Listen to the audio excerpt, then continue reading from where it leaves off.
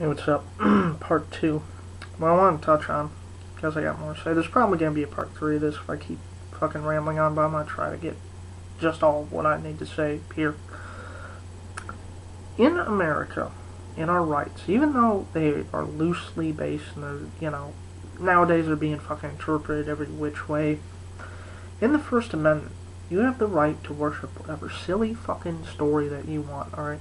You can believe that life is just a rainbow and we're all trying to beat the leprechauns to the pot of gold. If that's what you want to fucking believe, alright? But if I don't want to believe that shit, based on the fact that I'm not fucking insane, I have the right to not fucking be part of it, alright? What these people are saying, particularly this bitch who thinks it's founded on Christian beliefs rather than on the premise of religious freedom uninfluenced by government, that our government is like that, is basically saying that we're this giant Christian nation. We're a nation of Christians and Muslims and Hindus and non-believers, alright? You can be whatever the fuck you want in America, but they very well knew, alright, they very well knew that you don't put religion in fucking politics. You don't fucking do it, because it will destroy everything. Alright? Because that's what England had. It had a monarchy and a touch of a bit of theocracy. Basically, the King George and the kings before him, like, it started with, I believe, King Henry VIII. He started the Church of England and made himself the Pope of his own church. Right? He founded his own fucking church in England, the Church of England. And so he was worshipped as a pope, as almost a god, And they knew from that sort of fucking mentality that it was fucked up and crazy. But everybody is always trying to make Christianity American. They're always trying to make this Christian nation, one nation under God, and God we trust, all this bullshit. I'll give you 3 reasons why that is not fucking true. Just 3. Right, there's more, but I'll just give you the main 3. Thomas Jefferson, Benjamin Franklin, John Adams. Benjamin Franklin said, and I quote, and this is very fucking true, you can look it up if you want, lighthouses are more useful than churches. John Adams, and I quote, again, you can look this up, when they were writing the Constitution and the Bill of Rights and all this would be the greatest nation on earth were it that there were no religion in it. Very fucking true.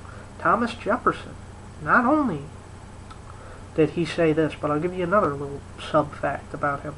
He said, religion is the most perverted system that ever shone upon man. He said that, 100% true. And I'll give you another little tidbit about Mr. Thomas Jefferson.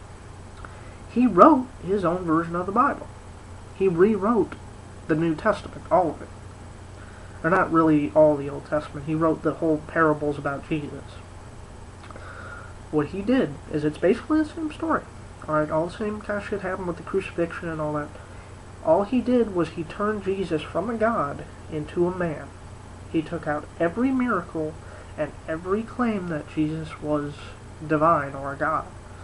He made him more of a Martin Luther King figure, preaching about peace and love, and then was martyred and whatnot. And he called it the life and the morals and teachings of Jesus Christ of Nazareth. Anyway, I believe that's what it's called. Anyway, I can never remember the title of that fucking book, but that's what it was called, the moral teachings of Jesus Christ of Nazareth. But anyway, the founding fathers implicitly fucking hated organized religion. Alright, they fucking hated it. Alright? Why did they hate it? Because they saw the crazy shit that did. The witch burnings, the fucking, the persecutions, the fucking crazy shit. Not a single member of the founding fathers, from George Washington to Ben Franklin, went to church. They were all deists. What they believed was that a god set all this in motion. Alright, it's basically like rolling a ball. He held the ball in his hand and they rolled it and he let it go. Alright, after he set it all up, He stood the fuck back, and he didn't, he didn't interfere whatsoever. He wasn't listening to your prayers. He was influencing your life. He just he threw you and said, "Fuck, good luck." That was it. That's what they believed. They could even be construed as pagans, all right, because they were members of called the Freemason Society. The Freemason Society had all these weird, complex rituals that weren't to please a deity or anything. It was more like it was kind of like a frat boys club. They had all these weird secret fucking rituals. That they had to do to make it some sort of weird secret club.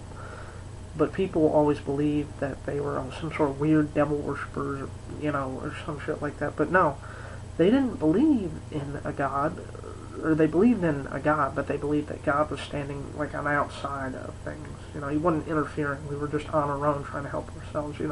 It goes to the story that it's basically this argument that whenever a Christian person doesn't take like their sick, dying daughter who's dying of cancer or just the flu or something to the hospital, they say, "Oh no, God will heal us," and people these people believed in this weird sort of way. Well, what if God has doctors, influencing the doctors to get them to heal yourself? Well, I'll give you this story. This story I heard that is a perfect example of this. This man was standing on his roof. We'll just say in Louisiana because of the flood. It was shown that it was going to flood. He was on the outside of his house, alright? Or no, he was on the roof. Anyway, he was on the roof, and a boat comes up and says, "Hey, it's pretty flooded, we better get out of here." He's like, No. God will protect me. God will save me. And the guy goes, "Alright, fuck it." Goes away. The fucking water starts creeping up almost to the roof of the house. Helicopter comes by, says, "Get on, we'll save you," And he says, No. God will take care of me. God will save me. Well, he fucking drowns. He goes to heaven and he says, Lord, why didn't you save me?" And you know what God says to him? "I sent a boat and a fucking helicopter. What more did you want?" It's shit like that. These people don't want vague, complex shit like that.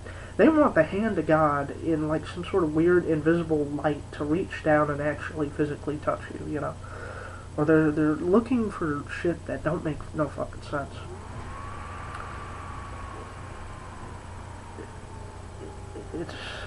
It's very weird to me, It's very strange.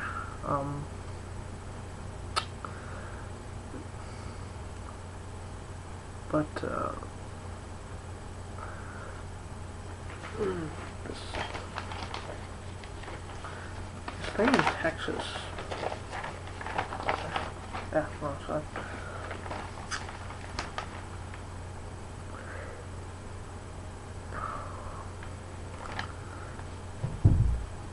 This gets to me a lot of the time. Because I'm not fucking crazy. Alright, I am not a fucking moron. Yet I am surrounded in a sea, a never-ending sea of fucking people who are nuts and crazy. Why? Because they believe what they spout, And anyway, I'm gonna wrap this up real quick. And I'm gonna do a part 3 because I got this weird kind of story to tell you. Anyway, peace forever.